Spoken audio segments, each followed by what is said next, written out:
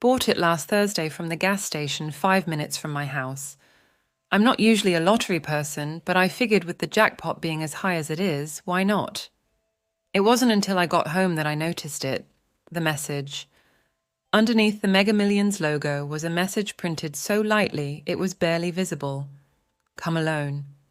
And below that, at a bit of an angle, just as nearly readable, was a set of GPS coordinates. I looked up where those GPS coordinates led, and it was about a 3-hour drive from my house, an apparently empty field just past the state line. I did some searching around online, looking for similar instances as this one, people seeing messages on their lottery tickets, but found nothing.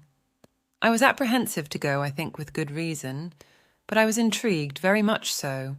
I had this piece of paper in my hand, one that had a 1 in almost 260 million chance of being worth upwards of $1 billion. But not just that, this one also had something more to it.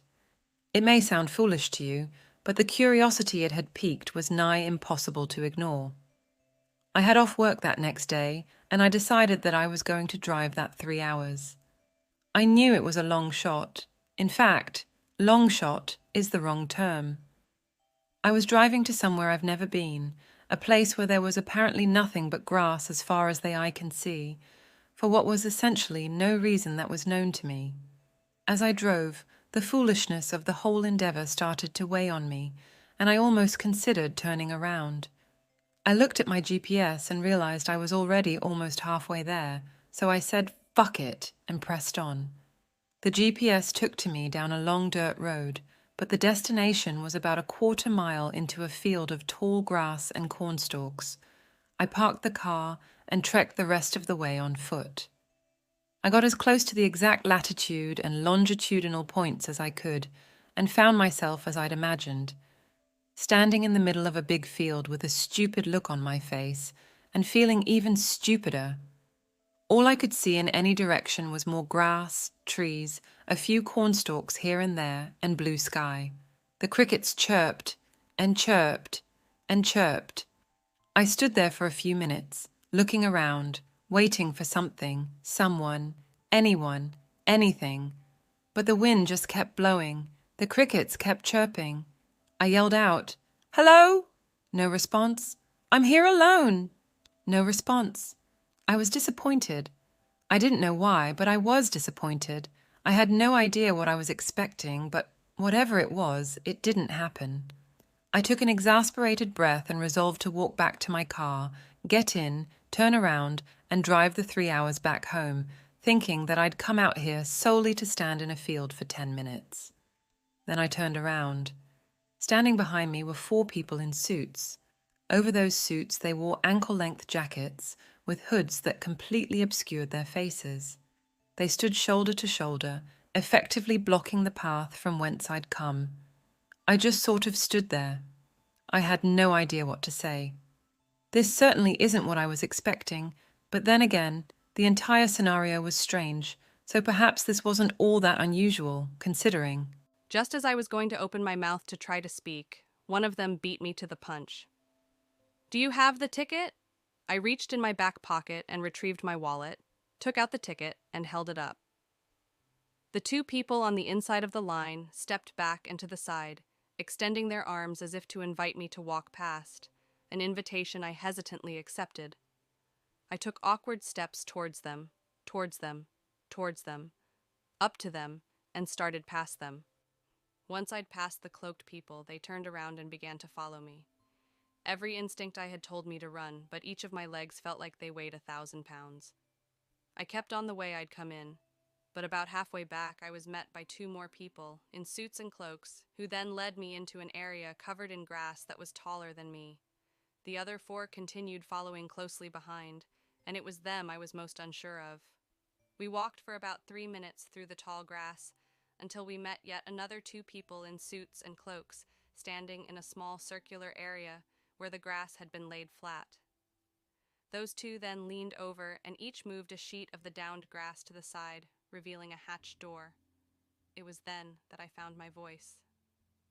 "Where does that go?" I asked them, even though I felt like I didn't have a choice as to whether or not I'd be finding out regardless. To safety, someone said from behind me. That answer actually put me at relative ease, and I still don't know why. I had no reason to think anything good was going to happen, but that assurance gave me a strange peace of mind.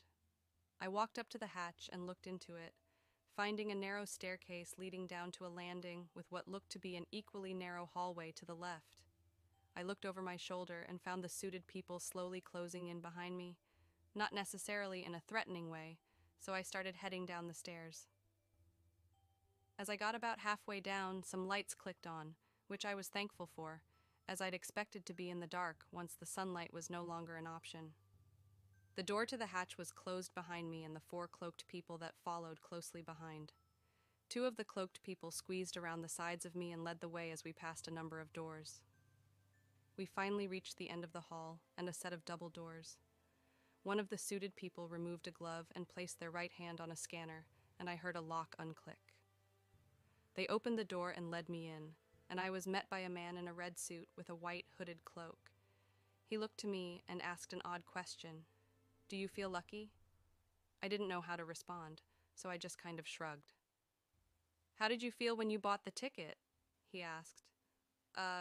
Just sort of like I just bought a lottery ticket, I don't know." I was beyond nervous.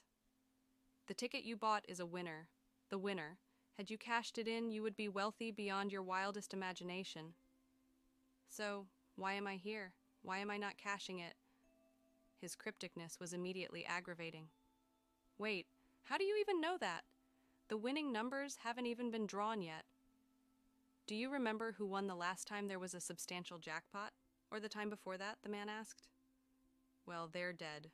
Or missing, I suppose, officially. But they're dead." Again, I didn't know what to say. An 11-person office pool won this past July in California, but the true winner was a woman named Patricia Stevens. They made sure another ticket with the winning numbers was printed so they could take her. Before that, a trust in Ohio was named as the winner, but it was really a small non-profit organization in Minnesota, which soon shut its doors without reason.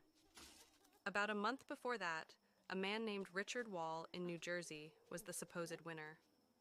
The person before him that got the same numbers he did was Matthew Paulos, who left his house to go claim his winnings and was never seen again, just up and left his wife and newborn daughter. He continued, "You were the first one we were able to get before the ticket was cashed, and it was too late, before they replaced you with a new winner." Hold on. What? I had no idea what was going on. "Too late for what?" "Before they could get to you," he said, as if I was supposed to know who he was talking about. "Who? What the fuck are you talking about?" I just wanted to know what was happening, and getting these bits and pieces was frustrating. The MUSL, Multi-State Lottery Association, they're doing things. They're taking the people that have won, the actual winners, and experimenting. They believe there is something about the human brain, the human mind, consciousness, that influences what we call luck. I stared at the man for a moment. "That's fucking ridiculous," I blurted out, not meaning to be rude, but it was ridiculous. "I'm sure that's how it sounds. Perhaps I can show you." The man's tone changed from one of hurried panic to a calm, relaxed one. He led me through another door, down another hallway, and into what looked to be a hospital room, only with markedly more computers, none of which were on, and some of which looked like they hadn't been touched in some time, others yet broken. "What is this place down here?" I asked, not just of the room we were in, but the entire bunker. "This is where we monitor them," he replied. "The lottery people?" "Yes, as well as," he trailed off. "This is where we do monitoring of our own. We have reason to believe that the MUSL somehow tracks who is going to win. They somehow guide people, influence them. Ow! I cut him off and reflexively grabbed my right elbow after feeling a tiny pinch. I looked behind me and didn't see anything, nor was there any blood. "Are you okay?" the man asked. "Yeah, sorry." I focused my attention back to him. "I have something to show you that may shock you, but I feel it would be best for you to see it nonetheless." I agreed, and followed the man out of the hospital-like room and farther down the hall, through another set of double doors, and to the right, where he unlocked a door much heavier than the rest had been. We walked into an almost pitch-black room that was near freezing. "Watch your step," the man told me. Just as he did, I nearly lost my footing as we took a single step down. "Morgue 3 lights," he said aloud to no one in particular. And with that, the lights came on, and we were standing before a number of tables, each with the remains of human beings on them, but each also with a human brain connected to various wires that led to laptops on side tables. In here, too, the computers seemed very dated and worn. It was at this point that I became entirely overwhelmed by fear. Up until then, my experience had been strange, but more confusing than anything.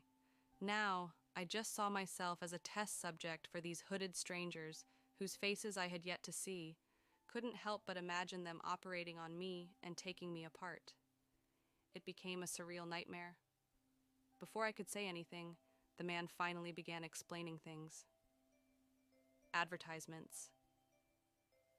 We have computer experts who are able to access the lottery systems.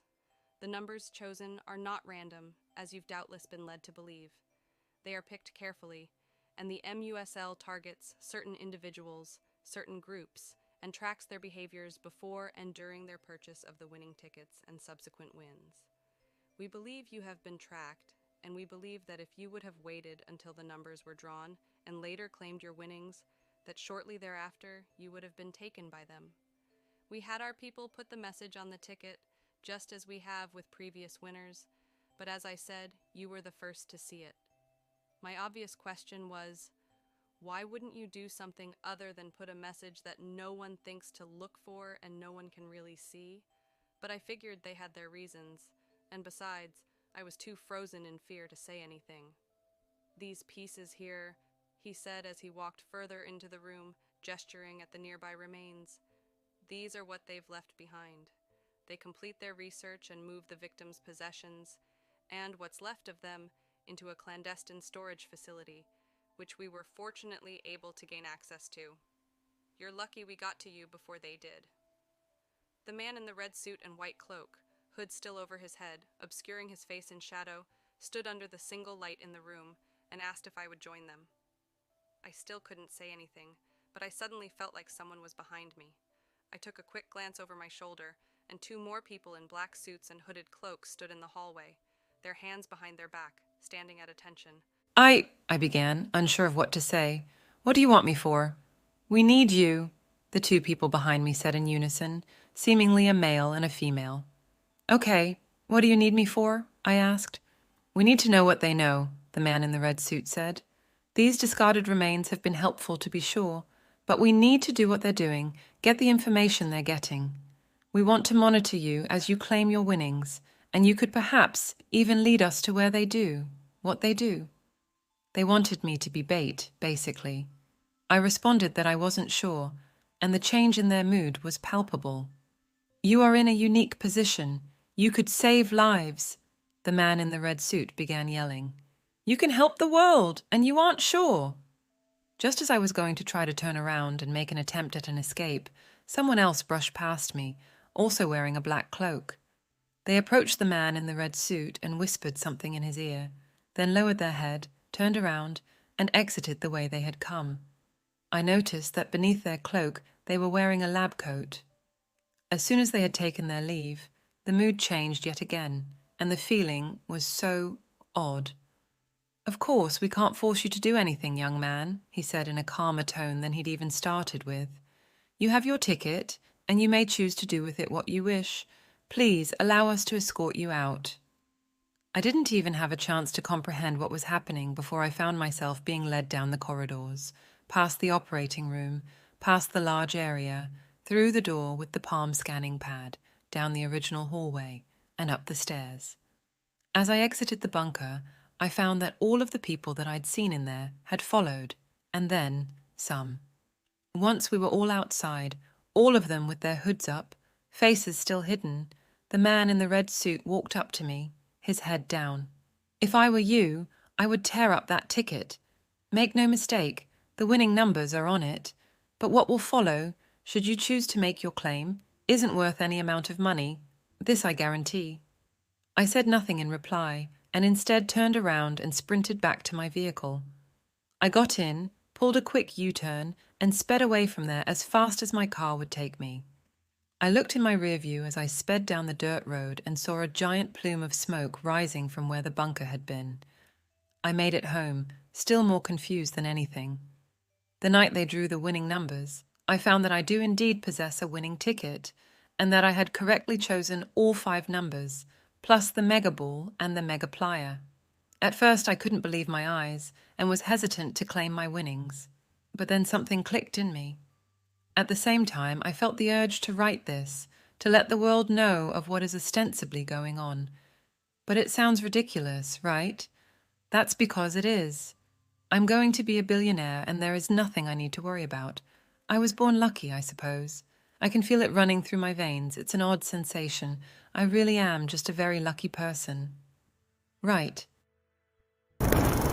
We hope that you got thrilled throughout this expedition into the unspecified. Be sure to stay tuned for more spine-chilling content coming your way. Don't forget to subscribe, hit the notification bell, and be ready for more haunting stories that will keep you awake at night. Until the next time, always remember to lock your doors, check your closet, and keep a sharp eye on your back. Thank you for being a part of our team, and look forward to more scares to come from us.